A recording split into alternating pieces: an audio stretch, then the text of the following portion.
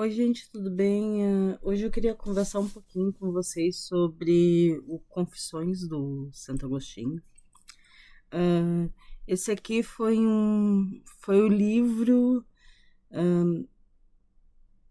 mais assim impactante que eu li nos últimos tempos, assim. Não que eu não tenha gostado de outros, mas eu me refiro aos termos de reflexão e o que esse livro me trouxe a refletir com o passar da leitura, assim, com o decorrer da leitura. Como o próprio título diz, são as confissões já de um homem mais velho a respeito daquilo que ele fez durante a vida e a relação dele com Deus. Basicamente é isso. Nesse livro aqui a gente tem reflexões quase que diárias.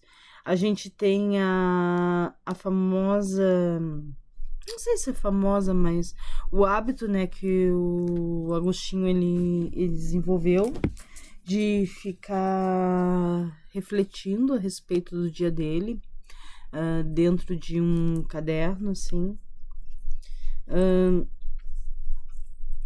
É um livro gostoso, mas ele é um livro pesado, ele é um livro para ser lido aos poucos, assim.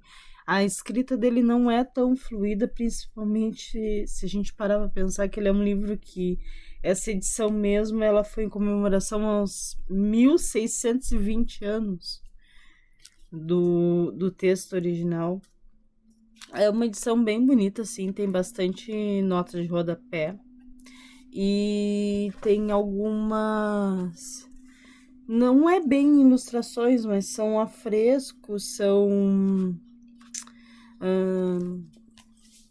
fotografias ou facsímetros, como prefira chamar, de manuscritos, né? São quadros de Santo Agostinho, como ele foi retratado ao longo desses 1600 anos, né? Ele, por muitos, ele é considerado o primeiro grande filósofo medieval, né? Esse filósofo mais cristão, mais... Ele... Assim, é complicado chamar o Santo Agostinho de cristão em muitos aspectos, porque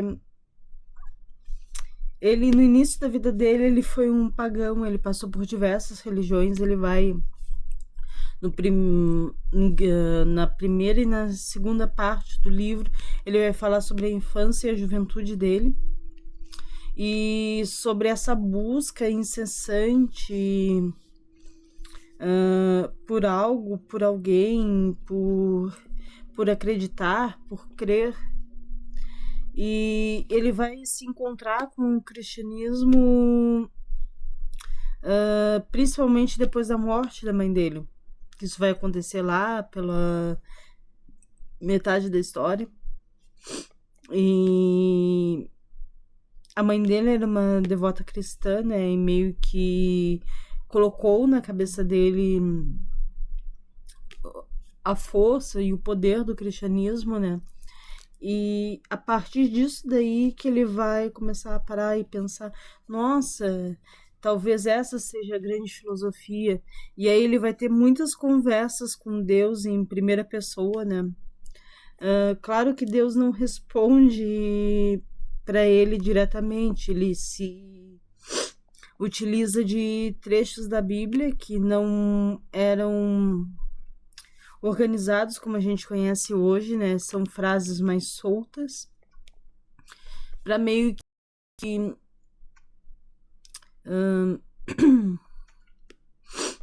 para meio que justificar essas escolhas dele, essas respostas. Assim, é um livro muito bom, me levou ao riso e às lágrimas em muitos momentos. Ele tem aquele toque de querer fazer, querer sentir, querer crer um pouco mais. Eu brinquei até que era o meu novo hiperfoco, porque eu estava citando Agostinho em qualquer conversa aí. E eu queria ler um trecho, assim, com vocês, se me permite, para meio que tentar as pessoas a ler. Eu acho que é o livro que quem gosta de ler, principalmente, deveria dar a chance pelo menos uma vez na vida. Eu escrevia versos em que não podia colocar todos os pés em todos os lugares, mas de forma distinta, em diferentes metros sequer, em um único metro, o mesmo pé em todos os lugares. No entanto, a própria arte pela qual eu escrevia não tinha princípios diferentes para esses distintos casos, mas incluía tudo em um só. Ainda assim, eu não via como aquela justiça a aquelas pessoas boas e santas obedeciam, continham de forma muito mais excelente e sublime, em uma só todas as coisas que Deus ordenou. E em nenhuma parte variava, embora em tempos variados ela não prescrevesse tudo de uma vez, mas distribuísse e ordenasse o que era adequado para cada um. Deixa eu ver se eu acho. Eu adoro ver que eu venho gravar o vídeo, eu nunca separo nada, né?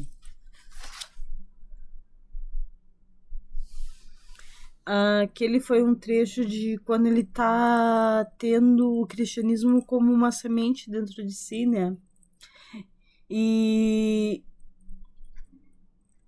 aqui já é quando ele meio que se assume cristão e ele começa a ver os erros, os defeitos, né?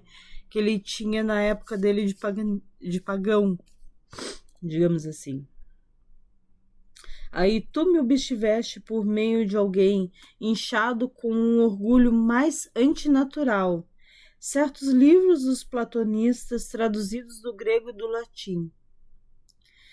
E neles eu li, não exatamente com as mesmas palavras, mas com os mesmos propósitos, reforçado por muitas e diversas razões. No princípio era o Verbo, e o Verbo estava com Deus, e o Verbo era Deus. Estava no princípio com Deus todas as coisas feitas por ele, e sem ele nada foi feito. O que foi feito por ele é vida, e a vida era a luz dos homens, e a luz resplandece nas trevas, e as trevas não a compreendem.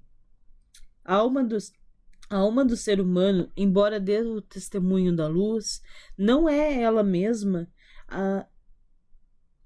a mesma luz, mas a palavra de Deus. Sendo Deus, é a verdadeira luz que ilumina todo o humano. Quem vem ao mundo, ele não estava no mundo, e o mundo foi feito por ele, mas o mundo não o conheceu. Ele veio para o que era seu, e os seus não o receberam. Mas a todos quantos receberam, deu-lhes o poder de serem feitos filhos de Deus, e a todos quantos creiam em seu nome. Isso tudo eu não li nos livros platonistas. Ele fala dessa formação dele, né, a respeito da filosofia clássica, digamos assim, e como essa filosofia, essa ideologia, ela acaba por transmutar para tudo que ele conhece, para tudo que ele vê e para tudo que ele busca ao longo dessas outras gerações, né? Eu gostei bastante desse livro, foi um 5 estrelas, foi um favorito. Eu pretendo reler ele daqui a uns anos, assim, mas eu tenho certeza que ele não vai ficar tão parado na estante. Eu destaquei bastante trechos, assim, e essa edição da Garnier, ela é muito bonita, ela tem essa capa dura com esses folhos dourados, a lombada dele, a lombada dele também é dourada nos 4 cantos, ele tem fitinha. E é isso, gente. Agradecer quem esteve até aqui nesse vídeo, muito obrigada. Se gostou, se leu, se gostou, se leu, se quer conversar, só deixar aí nos comentários. Um beijo grande e muito obrigada pro link que me deu essa edição de Natal. Eu espero ter feito um vídeo à altura. Não acho que tenha sido feito. É isso. Beijo grande e tchau, tchau. Boa leitura.